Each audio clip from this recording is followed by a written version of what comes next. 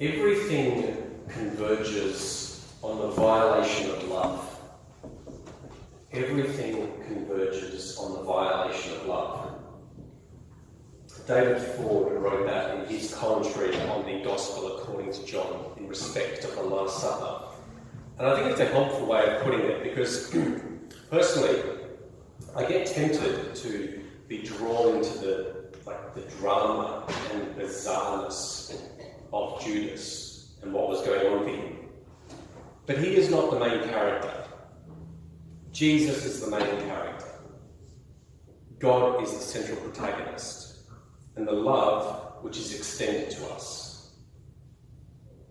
Love is the central point of convergence. This is true humanity, true divinity, true love, true leadership, true humility, true strength, on hands and knees, washing feet. It's hard to comprehend. It really is. We spoke at Lent Group just this week about the incomprehensibility of God. Think of the scale of the universe. Think of the transcendental ratio called pi. You just can't actually conceptualize it adequately. The mind just can't grasp it. The brain just seizes up. So I can say to you, I can tell you, this foot washing, this is an account of the God of the universe, the creator, redeemer, sustainer, the fire in the equations, the Lord of order and chaos, the eternal, almighty, made flesh 2,000 odd years ago, washing the feet of a dozen blokes, one of whom he knows will betray him to death. But I don't think it can ever really compute. The brain just can't compute it. But that is what is happening. That is what is happening. This is love, which is really impossible to comprehend. Just do a quick mental check on which of the great leaders around the world today you think would be willing to do the same. Foot washing.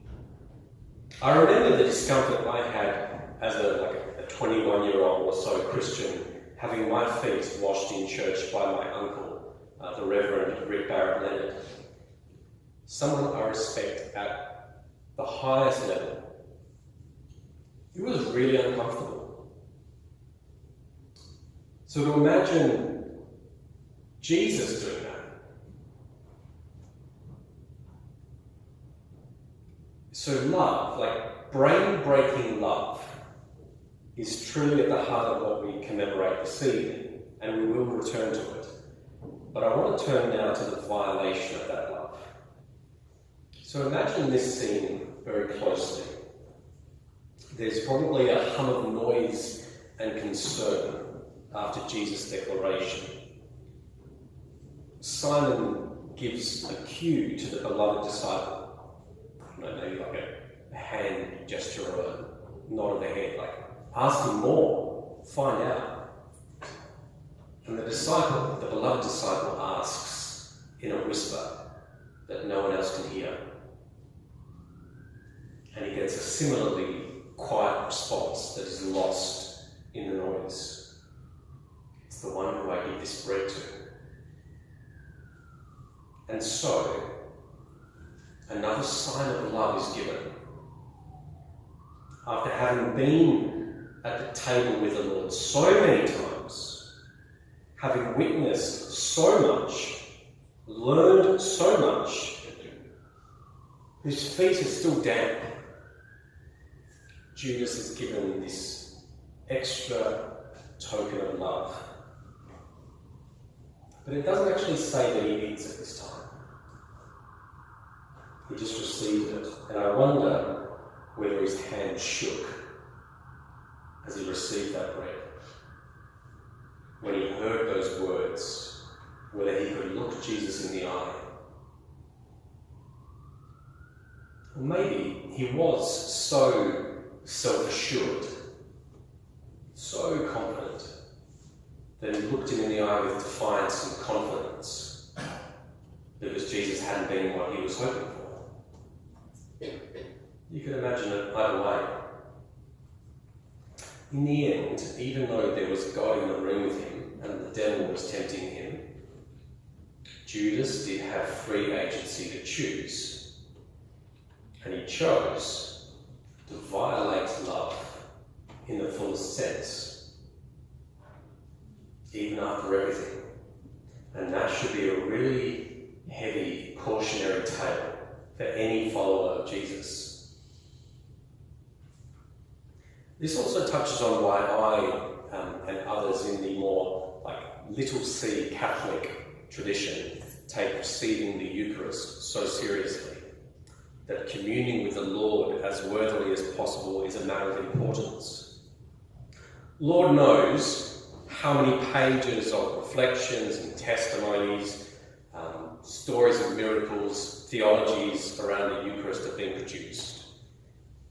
And the words of St. Paul, which we heard and read tonight, give good reason for that, as do the verses which follow, which we didn't get to hear. But I want to read them now, because Paul continues immediately with, "Whoever, therefore, eats the bread or drinks the cup of the Lord in an unworthy manner will be answerable for the body and blood of the Lord. Examine yourselves, and only then eat of the bread and drink of the cup. For all who eat and drink without discerning the body, eat and drink judgment against themselves."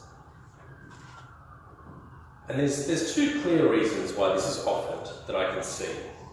Paul points out that basically people are turning up to the Eucharist and it's kind of like a BYO affair, and people just get stuck in and feast on their own stuff while others are going hungry. It's just a schmozzle, liturgically speaking.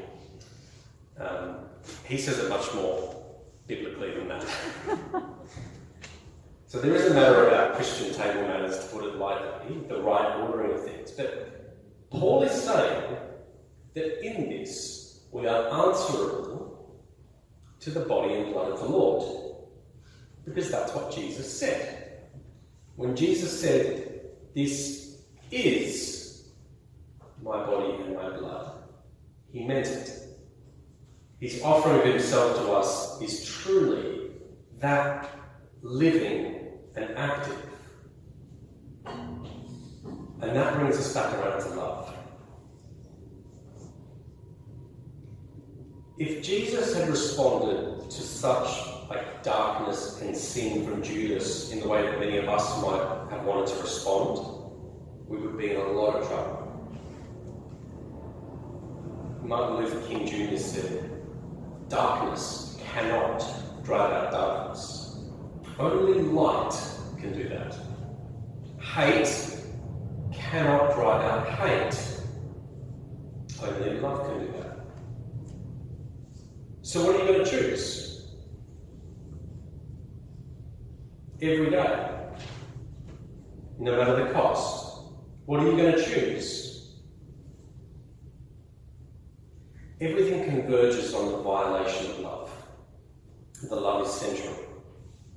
And the violations that do occur are people, communities, nation states, unspeakable. But God has the last word. Love has the last word. So we're going to pray in a moment, and then we're going to show one another. We're going to show one another, like Jesus said. You don't have to have your feet washed if you choose not to. You don't have to come forward if that's uncomfortable.